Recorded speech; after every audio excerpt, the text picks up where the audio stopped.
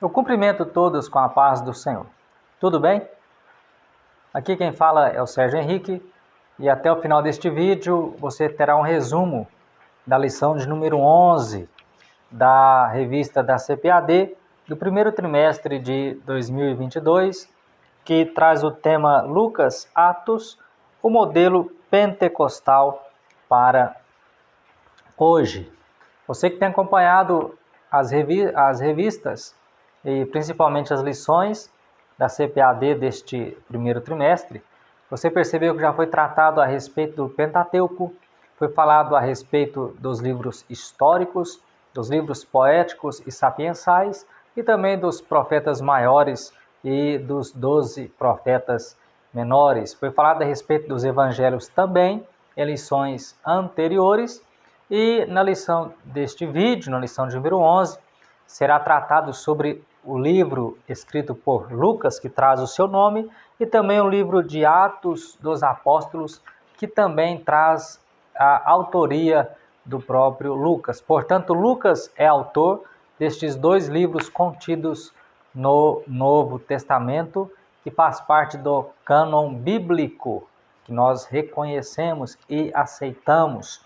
Na lição deste vídeo, será tratado a respeito da atuação do Espírito Santo no ministério de Cristo, ou seja, o que o Espírito Santo atuou no ministério de Cristo, que está registrado no livro de Lucas, a atuação do Espírito Santo no ministério da igreja, que está relatado, descrito no livro de Atos.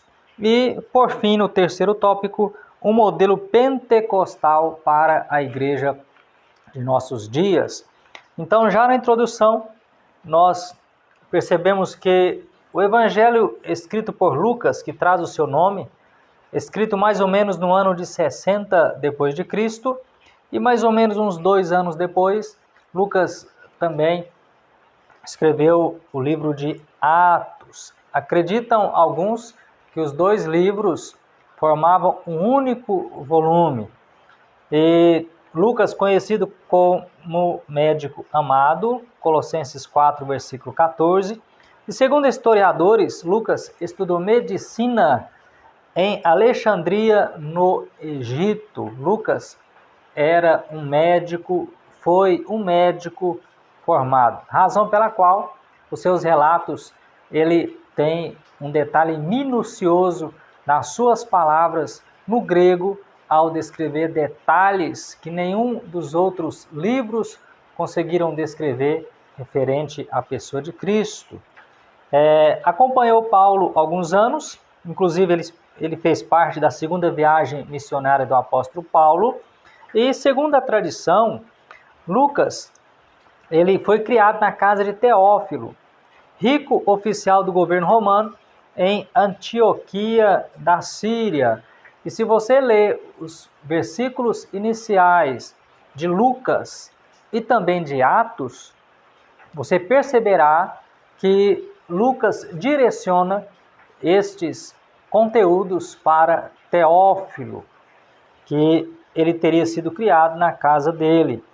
E Lucas ele faz pesquisas históricas e teológicas, ou seja, ele pesquisa livros, assim como ele recolhe relatos de pessoas, inclusive da própria Maria, mãe de Jesus, onde ele vai descrever fatos de Cristo que Mateus, Marcos e João não escreveram. Por quê? Porque Lucas ele fez uma pesquisa minuciosa a respeito da pessoa de Jesus Cristo. E Lucas vai falar sobre a unção do Espírito Santo em Jesus e também na vida e na história da igreja primitiva. E ele vai narrar também o dia de Pentecostes, lá em Atos capítulo 2, verso 1. Primeiro tópico, falando sobre a atuação do Espírito Santo no ministério de Cristo, nós temos o 1.1, o Espírito Santo no Evangelho. O que Lucas faz no Evangelho que ele escreveu? Ele vai relatar Cristo, enfatizando o papel do Espírito Santo na vida de Cristo. Em que sentido? No advento do Messias, também na vida de João Batista, Isabel e Zacarias, na concepção de Maria, quando ainda era virgem, foi o Espírito Santo quem realizou este milagre, e Simeão ao conhecer o Messias antes de morrer. E também Lucas vai falar sobre o poder de Cristo em batizar no Espírito Santo e com fogo, Lucas 3,16. João Batista, ele batizava nas águas do Rio Jordão para arrependimento de pecados. Quem reconhecia os seus pecados, que já tinha maturidade suficiente para reconhecê-los, aceitavam ser batizados por João Batista. E aí quando João Batista batizava, ele falava, olha, eu vos batizo com água para arrependimento, mas vem um após mim, que ele não era digno de calçar nem as sandálias, que batizaria com o Espírito Santo e com fogo, falando a respeito de Cristo. Então o Espírito Santo, ele já está presente nos relatos de Lucas, no Evangelho de Cristo. 1.2, o Espírito Santo e o batismo. Quando Cristo foi batizado no Jordão, nas águas do Rio Jordão por João Batista, os céus se abriram e ouviu-se uma voz em que dizia, este é o meu filho amado em quem eu tenho prazer. E aí o Espírito Santo desce sobre Cristo em uma forma corpórea de pomba, ou como uma pomba. Lucas 3, 21 e 22. E com a voz e a descida do Espírito Santo foi quando iniciou-se o ministério de Cristo, publicamente falando. Lucas 3, 22, 4, verso 1, verso 14 e verso 18. E servindo também como sinal para João Batista de que Jesus era o Cristo. João 1, 32 e 33. As pessoas viram e João Batista também teve mais uma prova de que aquele Jesus era o Cristo, o Messias prometido. 1.2, o Espírito Santo e o batismo de Cristo. Então, Cristo ele foi batizado nas águas, não porque ele tinha pecado, mas para cumprir. Ele se deixou ser batizado e imediatamente ele recebeu o Espírito Santo sobre ele. Nós falaremos um pouco mais a respeito no decorrer dos tópicos. 1.3, o Espírito Santo e a tentação de Cristo. Veja que interessante. Assim que Jesus foi batizado nas águas por João Batista, não porque ele tinha pecado, porque ele é o Cordeiro Imaculado, ele ouve a voz, ele recebe o Espírito Santo e em seguida ele é impelido ou levado ou guiado pelo Espírito Santo para ser tentado no deserto. Não foi o diabo que levou Cristo para o deserto, não foi o homem que levou Cristo para o deserto, mas foi o próprio Espírito Santo quem levou Cristo para o deserto para ser tentado. E ali ele passou um período de 40 dias sendo tentado pelo diabo. Em jejum e oração, Cristo passou por aquela tentação. E Cristo venceu pelo poder do Espírito Santo e da sua palavra. Lucas 4, 4, 8, 12 e 13. O diabo ele usou a própria palavra para tentar Cristo, a própria palavra de Deus, e Cristo também, como ele é o verbo vivo, ele é a palavra, conhecedor da palavra, dono da palavra, criador da palavra, ele conseguiu vencer todas as tentações no limite da sua natureza, no momento daquela tentação. Essa é a importância de ter controle sobre a palavra. Até o diabo conhece a palavra. Você conhece a palavra? Você conhece? 1.3, o Espírito Santo e a tentação de Cristo. Então, o Espírito Santo, ele capacitou Cristo, iniciando o ministério de Cristo, e aí ele leva Cristo para ser tentado. E através da ajuda do Espírito Santo, através do jejum, através da oração, Cristo ele conseguiu vencer. Sem o Espírito Santo, seria difícil alguém vencer uma tentação, uma adversidade desta vida. Então tá aí o primeiro tópico que fala a respeito da atuação do Espírito Santo sobre a vida de Cristo. Tem um versículo que vai dizer, o próprio Cristo falando, que foi o Espírito quem o ungiu para fazer o seu trabalho, para fazer a sua obra. 1.4, o Espírito Santo e a missão de Cristo. Veja bem, depois de tentado, volta para a Galileia, conduzido pelo Espírito Santo, Lucas 4,14. Depois ele vai para Nazaré, Lucas 4,15 e 16. E na sinagoga, Cristo ele teve o hábito de frequentar as sinagogas dos judeus para falar da palavra do Senhor. E aí ele lendo o rolo do livro do profeta Isaías, ele lia justamente a passagem que o Espírito do Senhor é sobre mim, Lucas 4,18, conforme Isaías 61, versículo 1, versículo 2. Terminando a leitura, Cristo afirma, hoje se cumpriu essa escritura, Lucas 4:21. Portanto, o Espírito Santo o qualifica para evangelizar, para curar, para libertar e restaurar os pecadores. Lucas 4:8, 19. Vamos ler essa passagem, Lucas 4:8 e 19, só para você confirmar aí. Até Cristo, ele foi ungido para fazer a obra. Lucas 4, capítulo 18 e 19. Olha só o que fala. Foi palavra do próprio Cristo. O Espírito do Senhor está sobre mim, porque ele me ungiu para anunciar boas novas aos pobres. Olha o que Cristo fala.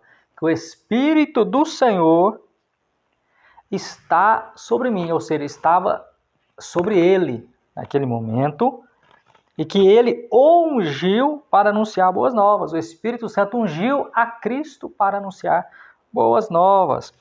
E aí, se Cristo foi ungido para anunciar boas novas, proclamar liberdade aos cativos, dar vista aos cegos e libertar os oprimidos, e anunciar o ano aceitável do Senhor, o que seria das demais pessoas sem a unção do Espírito Santo?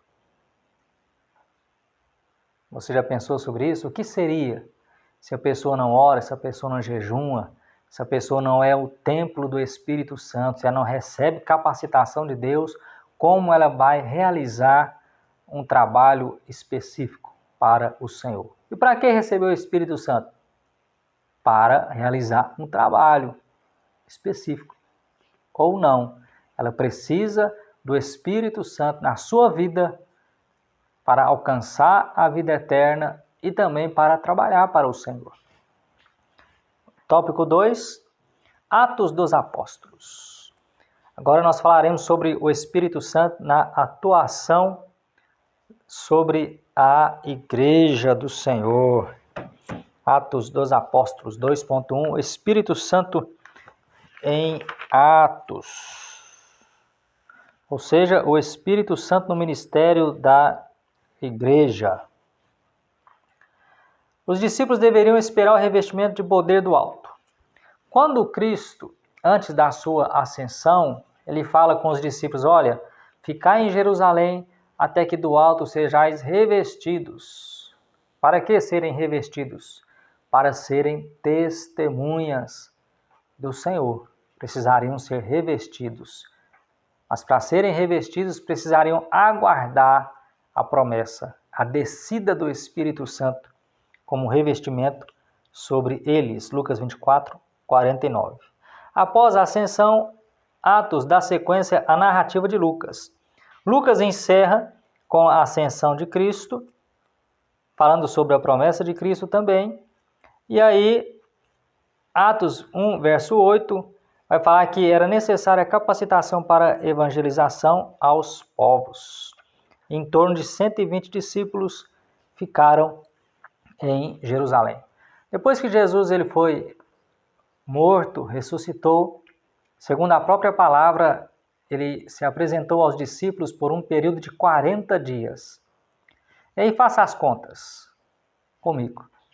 Se Cristo foi crucificado na semana da Páscoa e a festa de Pentecostes acontece ou acontecia 50 dias após a Páscoa. E Cristo apareceu depois que ressuscitou por 40 dias. Quantos dias os discípulos e os apóstolos ficaram em Jerusalém aguardando a promessa, o revestimento de poder, revestimento do alto?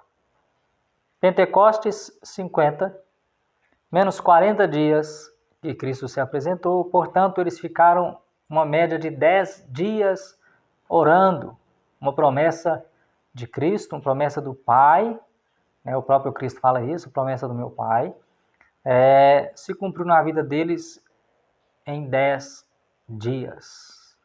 Se cumpriu a descida do Espírito Santo. Por quê? Porque Cristo, depois da sua morte, que foi na semana da Páscoa, ele ressuscita. 40 dias ele passa se apresentando aos discípulos. Depois que ele sobe aos céus, tem a sua ascensão, eles passam mais 10 dias, isso é matemática, em Jerusalém orando. E aí no dia de Pentecostes, 50 dias depois da Páscoa, eles são revestidos de poder. 2.2, a promessa cumprida no Pentecostes.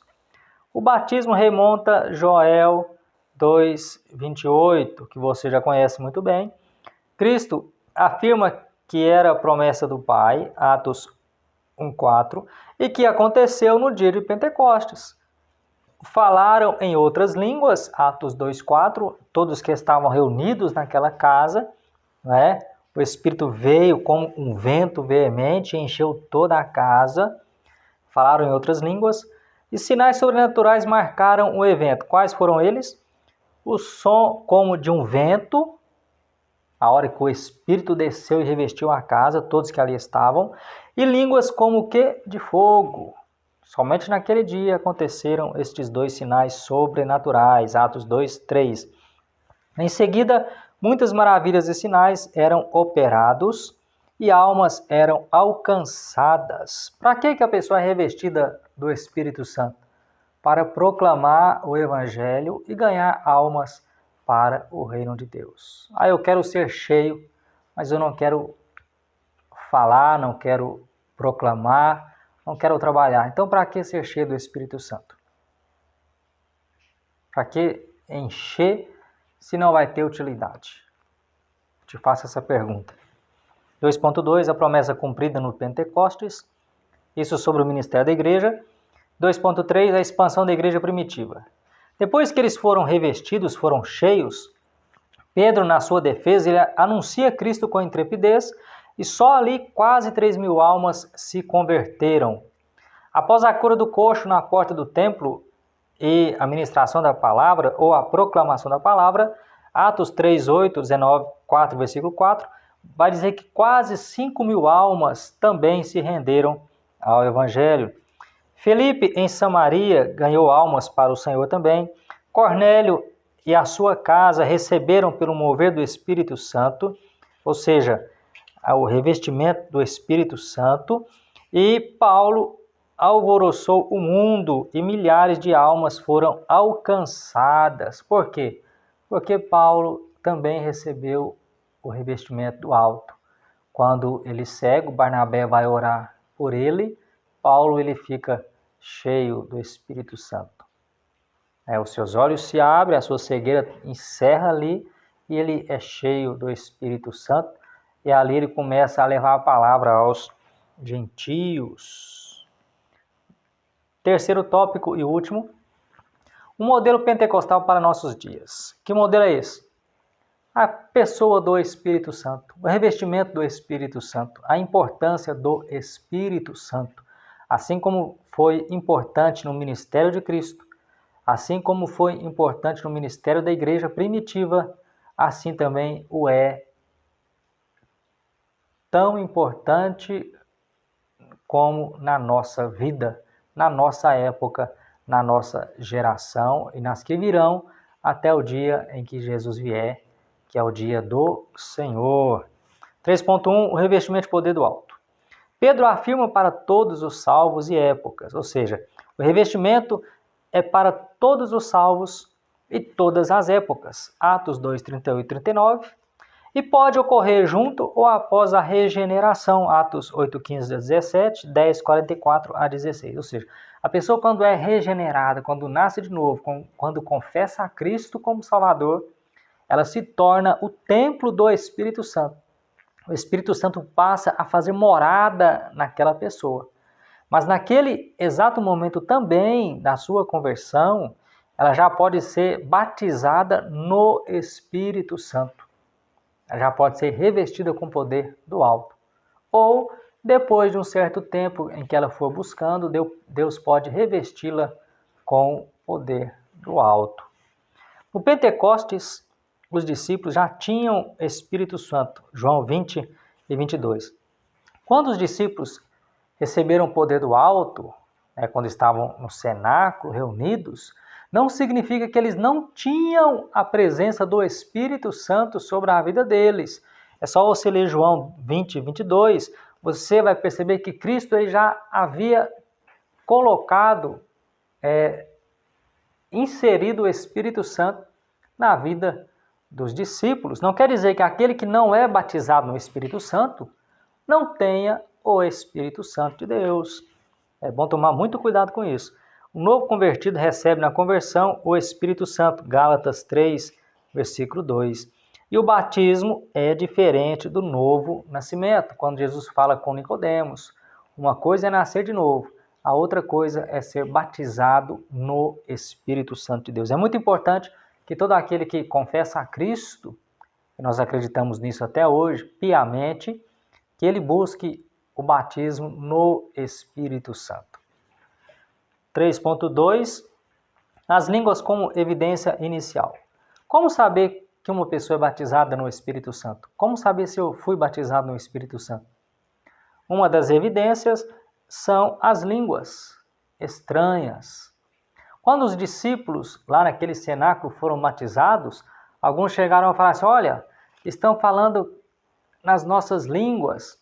E aí você vai perceber que na glossolalia do grego, línguas concedidas pelo Espírito Santo podem ser humanas ou celestiais. Foi o que Paulo escreveu em sua primeira carta aos Coríntios, capítulo 13, versículo 1.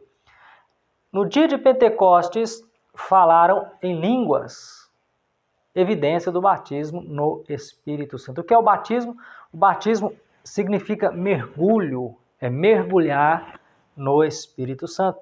Em Cesareia, o centurião e a sua família falaram em línguas, irmãos em Éfeso falaram em línguas, em Samaria e em Paulo também falaram em línguas. Portanto, falar em línguas evidencia inicialmente o batismo no Espírito Santo e só vai cessar quando Cristo voltar. A primeira carta de Paulo aos Coríntios, capítulo 13, verso 8 ao 10. Então, o falar em línguas é uma evidência de que a pessoa foi batizada no Espírito Santo. Para uma pessoa ser batizada no Espírito Santo, não resolve ela ficar falando glória, glória, glória, glória, glória, glória toda hora. Ela tem que ter uma vida de santificação ao Senhor, tem que se consagrar, tem que aguardar o momento exato dela ser batizada com o Espírito Santo. Para eu ser batizado no Espírito Santo, foram quase 7 anos. Deus mudou muita coisa na minha vida, até o dia em que, para a glória dele, eu fui batizado no Espírito Santo. Para mim, em particular, não foi fácil. Eu já vi pessoas serem batizadas no Espírito Santo dentro de um tanque batismal no nosso templo central. No momento em que a pessoa foi batizada nas águas, ela instantaneamente, Deus a batizou no Espírito Santo. Deus ele tem uma forma de agir particular na vida de cada um. Ele tem uma maneira de agir na vida de cada um.